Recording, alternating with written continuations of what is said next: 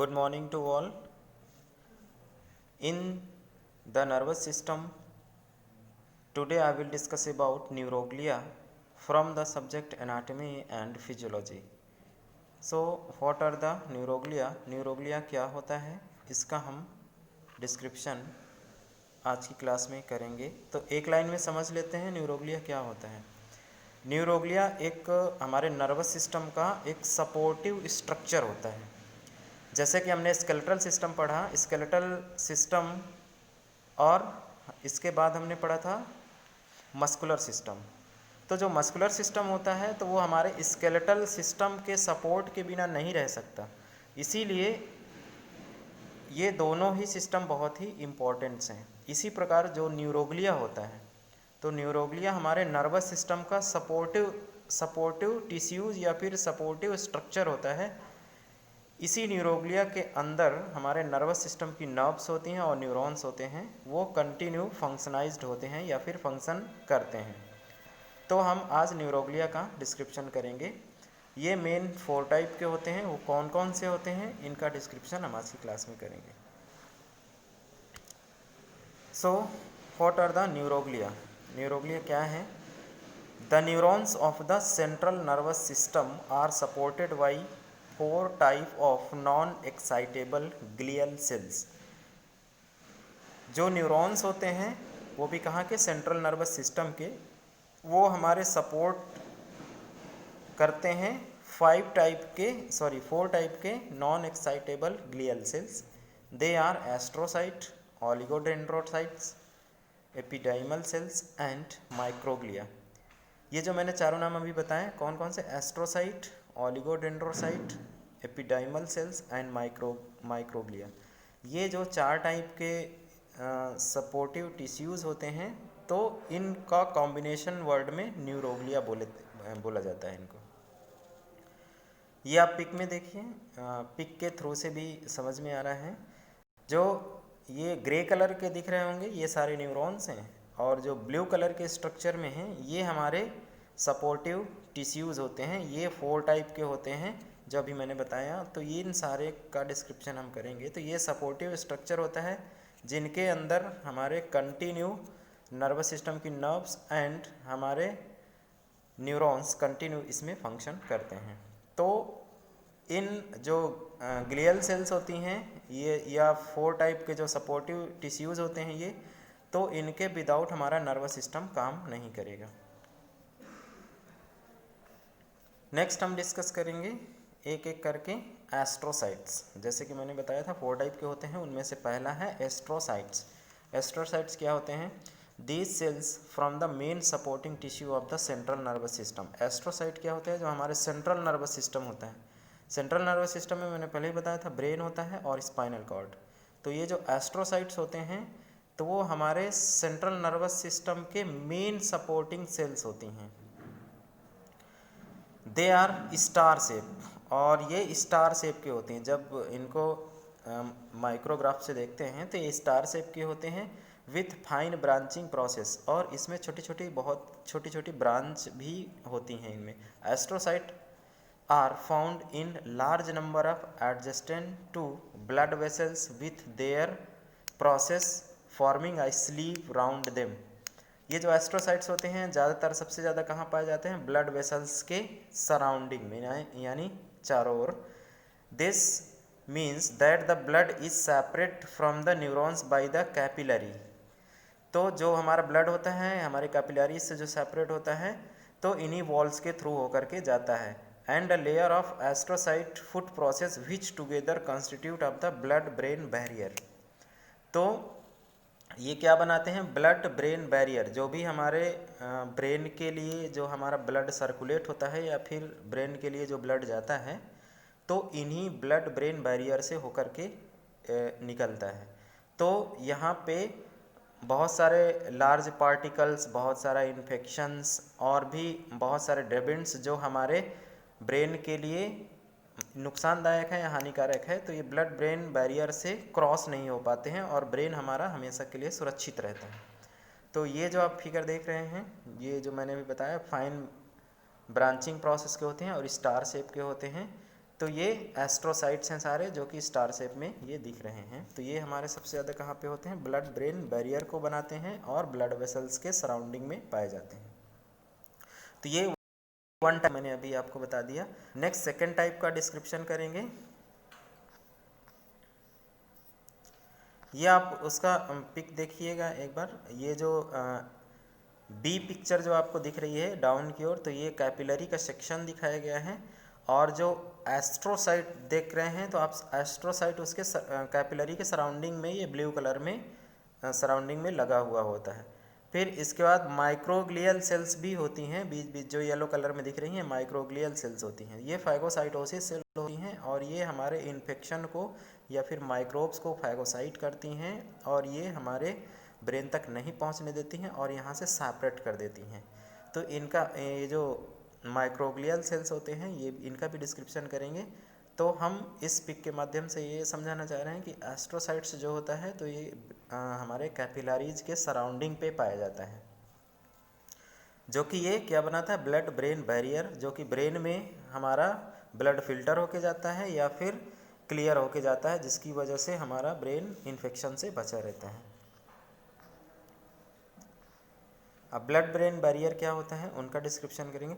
The blood brain barrier is a selective barrier that protect the brain from potential toxic substances and chemical variant in the blood, example after the meal। जैसे कि मैंने अभी just बताया कि जब blood brain barrier होता है, तो ये एक प्रकार के ऐसे बैरियर बनाते हैं जो कि हमारे ब्रेन को सुरक्षा प्रदान करते हैं from the toxic substances. Toxic means होता है कि मतलब जो हानिकारक या फिर जहरीले सबस्टेंसेस जो होते हैं, और या फिर केमिकल्स होते हैं जो कि ब्लड में हमारे मौजूद होते हैं, तो इनको यहाँ से ये सेपरेट करते हैं या फिर ब्रेन में नहीं जाने देते हैं। Example after a meal, oxygen, carbon dioxide, alcohol, glucose and their lipid soluble substances quickly cross the barrier into the brain. तो जब हम जैसे खाना खा लिए, आफ्टर द मील लिखा हुआ है, जैसे ही कि हम खाना खा चुकते हैं तो उसके बाद ऑक्सीजन जो होता है, कार्बन डाइऑक्साइड होता है, एल्कोहल होता है, glucose and other lipid soluble जो सबस्टेंसेस होती हैं, वो हमारे quickly cross the barrier into the brain, इन सब चीज़ों को ब्रेन में क्रॉस करने देते हैं। सम लार्ज मॉलिक्यूल्स जैसे कि drug, inorganic ions and amino acid pass slowly from the brain. और कुछ लार्ज पार्टिकल्स होते हैं, जैसे कि कुछ हम मेडिसिन्स वगैरह खाते हैं, इनऑर्गेनिक आयंस हो गए एंड अमीनो एसिड्स भी होते हैं, जो कि बहुत ही स्लो, धीरे धीरे यानी पास होते हैं ब्रेन के लिए। नेक्स्ट हम डिस्कस करेंगे ओलिगोडेंड्राइट्स। ओलिगोडेंड्राइट्स ये दूसरे टाइप का सपोर्टिव स्ट्रक्चर होता है या फिर सपोर्टिव टिश्यू कह सकते हो नर्वस सिस्टम का। तो ये ओलिगोडेंड्राइट्स भी होते हैं जो हमारे सेंट्रल नर्वस सिस्टम पे इम्पॉर्टेंट रोल प्ले करते हैं। So what are the oligodendrites? These cells are smaller than astrocytes. जो ओलिगोडेंड्राइट्स होते हैं, तो ये एस्ट्रोसाइट से ये छोटी होती हैं थोड़ा, इनकी जो सेल्स होती हैं वो थोड़ा छोटी होती हैं, and are found in the cluster, और ये ग्रुप में पाए जाते हैं। क्लस्टर मीन्स एक गुच्छा के रूप में पाए जाते हैं। Round nerve and body in grey matter, ये हमारे जो नर्वस सिस्टम की नर्व्स होती हैं उनके सराउंडिंग यानी राउंड शेप में चारों तरफ पाए जाते हैं। In the grey matter, grey matter और वाइट मैटर होते हैं हमारे स्पाइनल कॉर्ड और सेंट्रल नर्वस सिस्टम में, हम इनको डिस्क्रिप्शन आगे करेंगे। तो ये ग्रे मैटर पे ओलिगोडेंड्राइट्स हमारे पाए जाते हैं। नेक्स्ट जो आपका तीसरे टाइप का होता है एपिडाइमल सेल्स। तो एपिडाइमल सेल्स हमारे तीसरे प्रकार का इम्पॉर्टेंट सपोर्टिव स्ट्रक्चर होता है या फिर सपोर्टिव टिश्यूज़ होते हैं हमारे सेंट्रल नर्वस सिस्टम या फिर नर्वस सिस्टम के लिए। These cells from the epithelial lining of the ventricles of the brain and the central canal of the spinal cord. जो एपिडाइमल सेल्स होती हैं, तो ये हमारे central portion of the spinal cord पे पाई जाती हैं या तो फिर वेंट्रिकल्स ऑफ द ब्रेन पे पाए जाते हैं। ब्रेन के वेंट्रिकल्स एकदम बीचों बीच पे होते हैं और ये इन्हीं वेंट्रिकल्स होते हैं, ये मेन चार होते हैं, हम इनका डिस्क्रिप्शन आगे करेंगे। इसमें लैटरल वेंट्रिकल्स होता है जिसमें से CSF बनता है, हमारा सेरिब्रो स्पाइनल फ्लूइड, और इसके बाद लेटरल के बाद थर्ड वेंट्रिकल्स होते हैं, फोर्थ वेंट्रिकल्स होते हैं। तो इन्हीं वेंट्रिकल से होकर के कुछ फोरामेन होते हैं, छेद होते हैं। इन्हीं फोरामेन से होकर के हमारे ब्रेन के सराउंडिंग पे, यानी ब्रेन के चारों ओर CSF सेरिब्रो स्पाइनल फ्लूइड का सर्कुलेशन होता है, जिसकी वजह से हमारे नर्वस सिस्टम को नरिशमेंट प्रोवाइड होता है, साथ में लुब्रिकेंट भी प्रोवाइड होता है, और किसी भी प्रकार की इंजरी से ये बचे रहते हैं। जैसे कि हम किसी चबूतरे से कूदेंगे या बहुत ज़ोर से दौड़ेंगे भागेंगे तो हमारा स्पाइनल कॉर्ड और ब्रेन हमारा सेरिब्रो स्पाइनल फ्लूइड की वजह से हमारे शॉक को एब्जॉर्ब कर लेता है, झटके को सह लेता है, जिसकी वजह से ना तो हमारे सेंट्रल नर्वस सिस्टम पे कोई दिक्कत आती है और ना ही हमारे स्पाइनल कॉर्ड पे। तो ये जो एपिडाइमल सेल्स होती हैं तो ये कहाँ कहाँ पे पाए जाते हैं? स्पाइनल कॉर्ड पे और सेंट्रल ऑफ द ब्रेन पे, जिसको वेंट्रिकल्स बोलते हैं। Those cells form the coracoid plexus. ये जो सेल्स होती हैं एपिडाइमल सेल्स की, ये coracoid plexus of the ventricles बनाते हैं सीक्रेट सेरिब्रो स्पाइनल फ्लूइड। जैसे कि मैंने अभी बताया, सेरिब्रो स्पाइनल फ्लूइड को ये सीक्रेट करते हैं। एपिडाइमल सेल्स होती हैं सबसे टॉप पे होती हैं, ऊपर होती हैं, और इसके अलावा सेरिब्रो स्पाइनल फ्लूइड को भी सीक्रेट करती हैं। तो ये एपिडाइमल सेल्स और ये जो कोरोकॉइड प्लेक्सस होता है, इसको हम आपको दिखा देते हैं।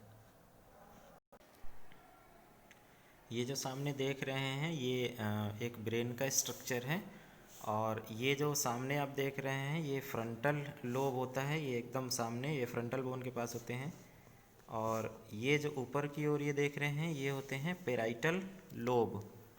तो ये पेराइटल लोब के बाद फिर यहाँ पे एक टेम्पोरल लोब होता है, इधर कान के साइड में ये टेम्पोरल लोब होता है, और ये पीछे इधर ऑसिपिटल लोब। तो जब हम ब्रेन के सेंटर में देखेंगे तो यानी ये इसका क्रॉस सेक्शन करते हैं, तो पहले ये ब्रेन का ये फ्रंटल और पेराइटल एरिया निकाल देते हैं। ये ब्रेन के इनसाइड का स्ट्रक्चर है। तो इनसाइड में और भी जब हम क्रॉस सेक्शन करेंगे तो इसके क्रॉस सेक्शन करने के बाद ये ऐसा स्ट्रक्चर होता है ब्रेन के अंदर। तो ये ब्रेन का एकदम सेंटर का पोर्शन है। तो सेंटर में यहाँ पे क्रॉइड प्लेक्सस ऑफ द ब्रेन होता है, ये जो यहाँ पे दिख रहा है, यहीं पे वेंट्रिकल्स पाए जाते हैं। तो ये जो वेंट्रिकल्स होते हैं ये क्या करते हैं कि सेरिब्रो स्पाइनल फ्लूइड का सीक्रेशन करते हैं। ये जो सेंटर में आप देख रहे हैं, तो सेरिब्रो स्पाइनल फ्लूइड का सीक्रेशन करेंगे, और यही सेरिब्रो स्पाइनल फ्लूइड हमारे ब्रेन को प्रोटेक्ट करता है, चारों तरफ ये बहता है, और इसके अलावा स्पाइनल कॉर्ड को भी प्रोटेक्ट करता है। हम इस CSF का ब्रीफली डिस्क्रिप्शन हम आगे करेंगे। जो मैंने अभी दिखाया, तो ये क्रोकॉइड प्लेक्सस ऑफ द वेंट्रिकल्स होते हैं, जो कि क्या बनाते हैं? सेरिब्रो स्पाइनल फ्लूइड, जिसको CSF बोलते हैं। नेक्स्ट हम सपोर्टिव टिश्यू का डिस्क्रिप्शन करेंगे, microglia. These cells may be derived from monocytes that migrate from the blood into the nervous system before birth. Microglia क्या होते हैं? ये हमारे मोनोसाइट से डेराइव्ड होते हैं, मतलब मोनोसाइट से प्राप्त होते हैं, और ये कहाँ से आते हैं? Migrate from the blood into the nervous system before birth. ये हमारे नर्वस सिस्टम पे आते हैं ब्लड के थ्रू माइग्रेट होकर बिफोर बर्थ, यानी जन्म से पहले।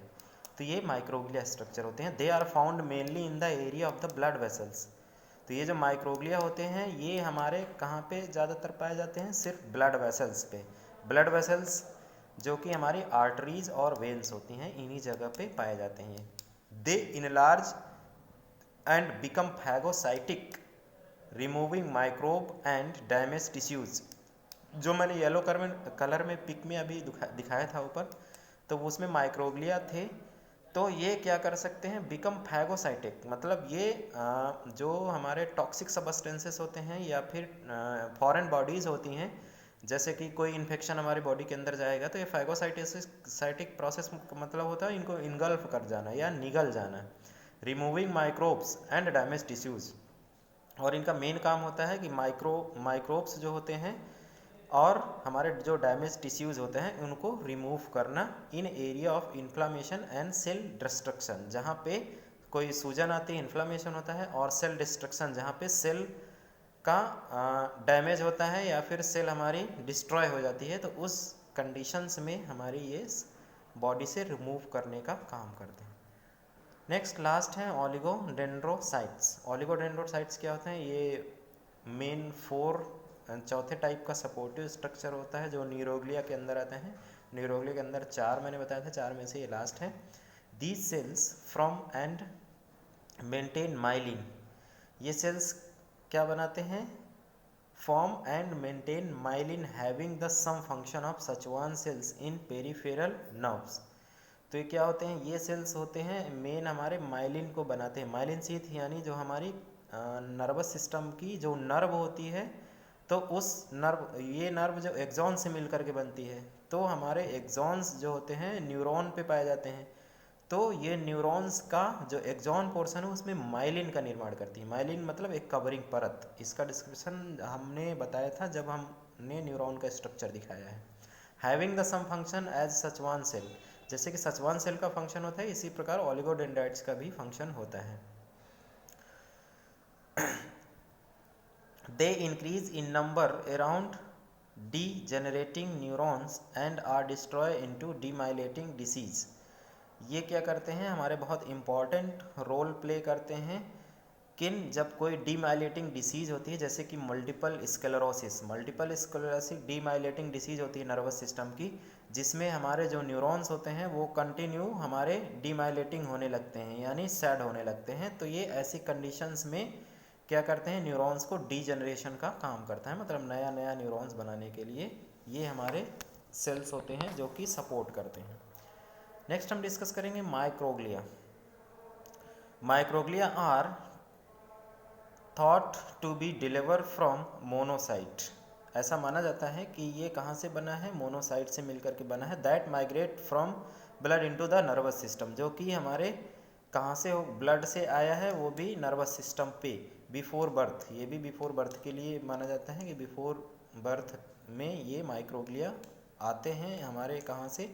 ब्लड से होकर के। Air and are found mainly around blood vessels. और ये माइक्रोग्लिया भी जो होते हैं ब्लड वेसल्स के चारों तरफ ये भी पाए जाते हैं। Where there is inflammation and cell destruction the microglia increase the size and become phagocytic. Microglia जो मैंने अभी ऊपर दिखाया था, तो माइक्रोग्लिया भी होते हैं जो कि फाइगोसाइटोसिस का काम करते हैं। मीन्स कि ये हमारे इन्फेक्शन को दूर करने का काम करते हैं या इन्फेक्शन को रिमूव करने का भी काम करते हैं। सो आज की क्लास में हमने न्यूरोग्लिया पढ़ा, और जो न्यूरोग्लिया था वो मेन 4 टाइप के सपोर्टिव टिश्यूज़ थे। उन सपोर्टिव टिश्यूज़ के बारे में आज हमने पढ़ा। सो आज की क्लास यहीं इससे समाप्त होती है। कल की क्लास में कुछ नर्वस सिस्टम का नया टॉपिक बताएंगे। So thank you.